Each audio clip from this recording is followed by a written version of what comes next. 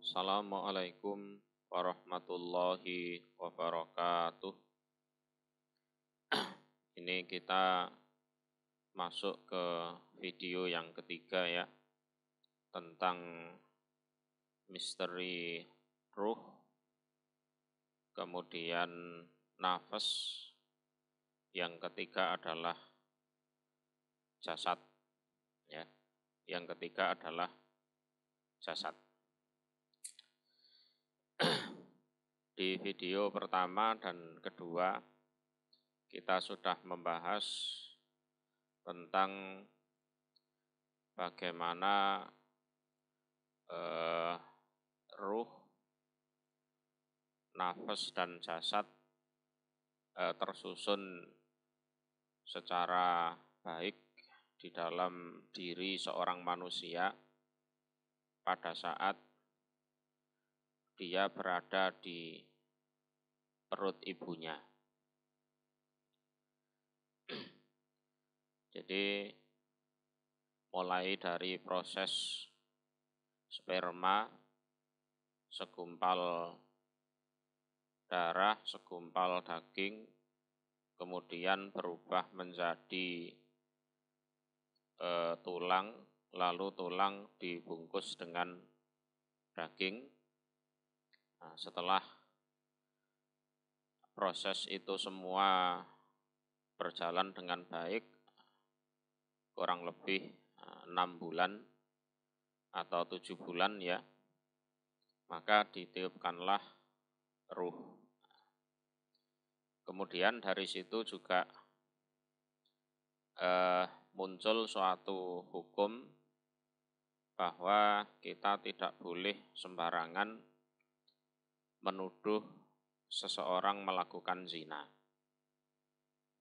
Ya, karena bayi berusia 6 bulan, maksudnya janin ya, itu bisa saja lahir dalam keadaan hidup dan orang tuanya belum bisa atau tidak bisa dituduh berzina. Kemudian di video ketiga ini kita akan membahas tentang nafas. Kalau soal ruh ya, soal ruh ini sudah digaris oleh Allah di Al-Qur'an, wa yas'alunaka 'anir ruh qulir ruhu min amri rabbi wa ma utitum minal ilmi illa qalila. Ya. Jadi di era Nabi Muhammad dulu, beliau juga pernah ditanya tentang ruh. Jadi mereka bertanya kepadamu Muhammad tentang ruh. Katakan wahai Muhammad, ruh itu adalah perkara dari Tuhanku. Ya. Kalau kita lihat di tafsir Jalalain ini, alladzi yahya bihil badan. Jadi ruh ini adalah sesuatu yang membuat badan menjadi hidup. Badan menjadi hidup. Lalu Rasulullah disuruh menjawab, qulir ruh min amri rabbi. Jadi masalah ruh itu adalah perkara Tuhanku. Jadi Allah yang lebih tahu, nah, kalian tidak mengetahuinya. Wa ma utitum minal ilmi illa qalila, dan kalian tidak diberi suatu ilmu tentang ruh tersebut kecuali hanya sedikit. Jadi kita tidak akan membahas ruh. Adapun masalah jasad, ada masalah jasad ya. Ini yang lebih tahu ya para dokter itu. Para dokter, para medis yang memang setiap hari ada di rumah sakit melakukan penelitian, tentang anatomi tubuh kayak, tentang penyakit-penyakit jasad kayak, dan lain sebagainya. Dan untuk kali ini kita akan membahas tentang nafas, ya, nafas. Coba kita ambil rujukan juga di dalam Al-Quran, ya.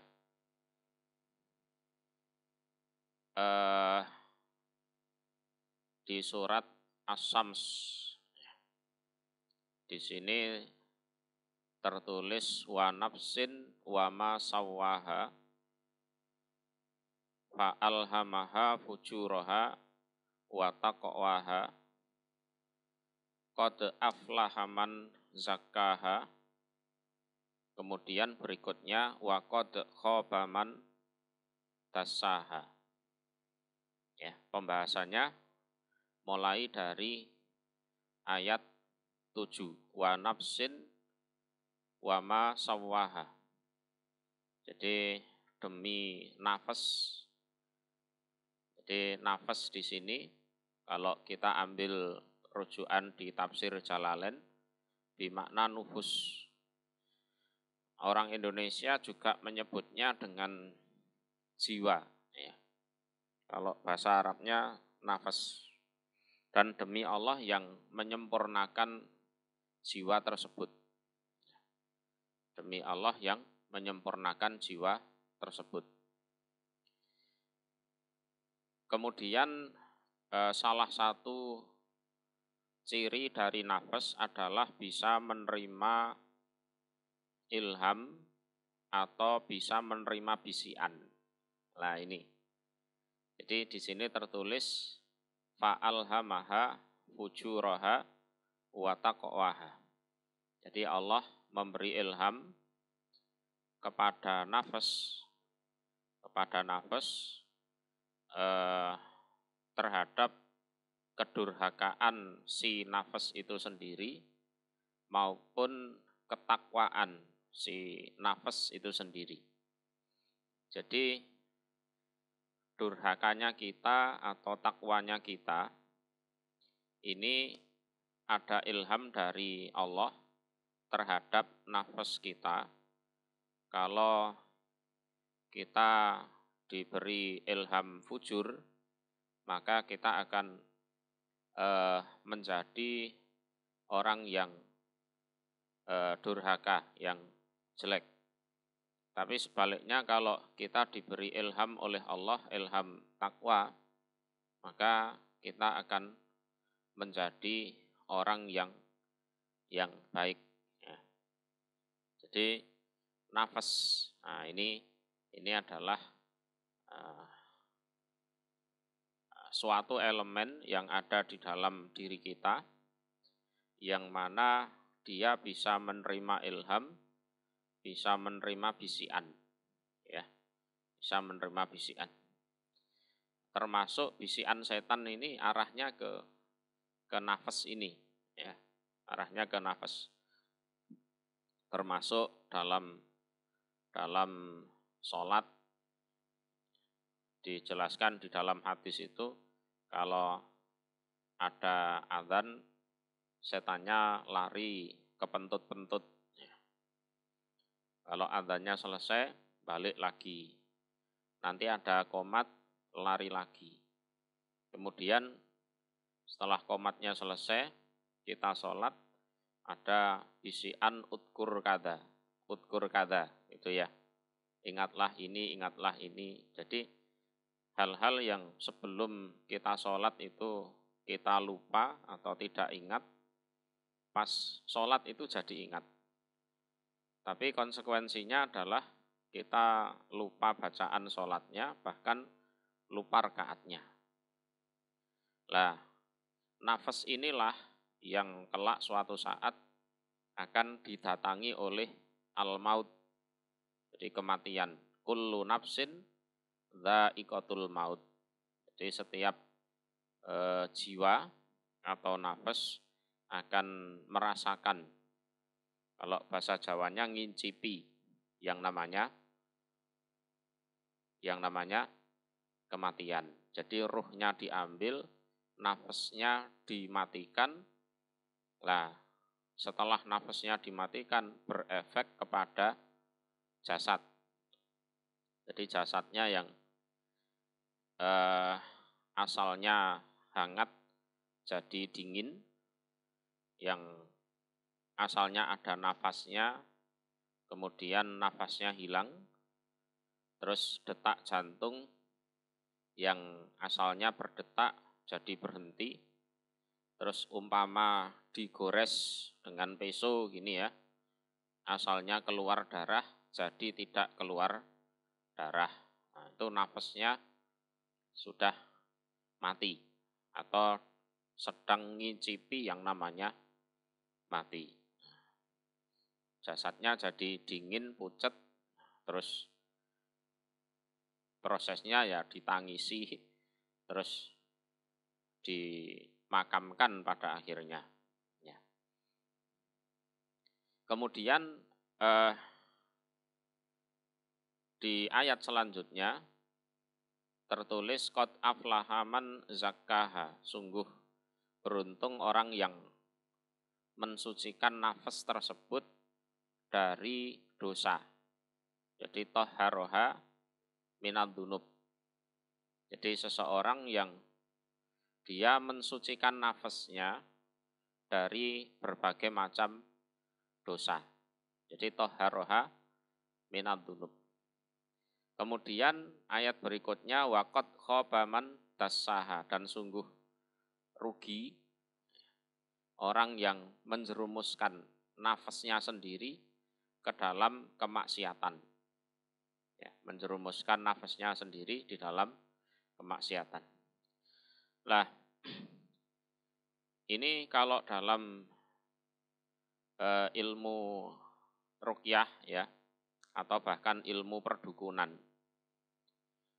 Jadi dalam proses sihir atau dalam proses menimpakan ain, menimpakan sawan kepada seseorang, yang berperan di sini adalah nafas. Jadi bukan jasad. Jadi kalau jasad melukai jasad yang lain itu tentunya harus ada kontak fisik ya, entah dipukul atau ditendang, entah ditusuk atau bagaimana. Nah, sedangkan ain atau sihir ini melukai tanpa menyentuh. Nah, ini yang berperan adalah nafas. Para dukun itu kalau pengen sakti, ya, kalau pengen disebut dukun yang sakti mandraguna, termasuk persyaratannya memang ini waqad khaba man dassaha. Bagaimana caranya dia melakukan banyak dosa sehingga nafasnya betul-betul kotor. Ya, bagaimana caranya dia melakukan berbagai macam dosa sehingga nafasnya betul-betul kotor. Mulai dari menyimpan iri, dengki, sakit hati, dendam, melakukan dosa-dosa yang di luar nalar manusia, termasuk berzina dengan mahramnya, termasuk menikahi kakak perempuan dan adiknya sekalian, termasuk di situ mengencingi Al-Quran, mushaf Al-Quran ya, kemudian Al-Quran itu untuk sendal dibawa ke toilet untuk buang air. Pokoknya dosa-dosa yang memang betul-betul di luar nalar. Itu kalau pengen sakti. Nah, setelah seperti itu biasanya setan-setan yang betul-betul jahat itu datang membantu dia. Ya, datang membantu dia. Ini dalam proses sihir ya. Nah, juga bisa diambil sebaliknya. Bisa diambil sebaliknya. Kalau seseorang itu pengen menjadi peruqyah khususnya untuk bisa mengobati sihir, nah, syaratnya adalah sebaliknya, yaitu qad aflahaman zakkaha. Jadi sungguh beruntung orang yang mensucikan nafsnya dari berbagai macam dosa. Jadi semakin seseorang itu bersih dari dosa, nafasnya bersih dari dosa, selamat dari bisikan-bisikan jelek dari setan, selamat dari ilham-ilham fujur, ya, ilham durhaka, semakin bersih itu juga semakin sakti. Ya, itu juga semakin sakti. Terserah mau dipilih. Kalau pilih jadi orang baik, maka nafas itu dibersihkan dari dosa. Kalau pengen jadi orang jelek, ya silahkan nafasnya dikotori dengan dosa. Nah, ini sama-sama punya kekuatan nafas ini. Jadi kalau bersih dari dosa, ini kekuatannya adalah kekuatan nafas yang positif. Kemudian kalau itu berlumuran dosa, maka kekuatannya adalah kekuatan yang negatif. Ini kalau dipersempit arahnya, kalau pengen jadi dukun tenun, dukun sihir yang sakti, ya lakukanlah banyak dosa. Kalau jadi peruqyah yang hebat, yang mumpuni, maka sucikanlah nafas dari dosa. Teorinya ya sederhana. Kalau Anda kedinginan, maka mengkonsumsilah yang anget-anget. Ya kan, entah bakso, entah kopi, atau teh hangat, gitu kan, untuk menyeimbangkan itu. Kalau Anda kepanasan, ya konsumsilah hal-hal yang dingin, buah semangka atau air yang dingin, pokoknya yang seger-seger itu. Jadi seandainya ada orang kena sihir misalkan dari seorang dukun yang derajat kesaktiannya 100 misalkan, maka peruqyah ini yang mengobati derajat kekuatan nafasnya juga harus 100. Itu baru bisa sembuh. Syukur-syukur di atasnya. Kalau dukunnya yang menyakiti seseorang ini kekuatan nafas jahatnya itu 100, terus yang meruqyah kekuatannya hanya sampai 50, maka yang diobati ya belum sembuh. Ya. Yang diobati ya belum sembuh. Jadi di ayat ini menjelaskan qad aflahaman zakkaha, ini beruntung bagi dirinya sendiri, juga bermanfaat bagi orang lain. Kemudian waqad khobaman dasaha. Waqad khobaman dasaha, rugi bagi orang yang menenggelamkan nafasnya di dalam dosa. Ini adalah sesuatu yang kontradiktif memang. Jadi nafas ini bisa punya kekuatan dengan dibersihkan dari dosa, juga sebaliknya bisa punya kekuatan kalau dilumuri dengan banyak dosa. Adapun nanti penjelasan bahwa nafas itu punya kekuatan, termasuk mata ini juga punya kekuatan, insya Allah akan kita bahas di video berikutnya. Ya. Jadi kekuatan untuk menyakiti tanpa menyentuh, dan kekuatan untuk menyembuhkan juga tanpa menyentuh.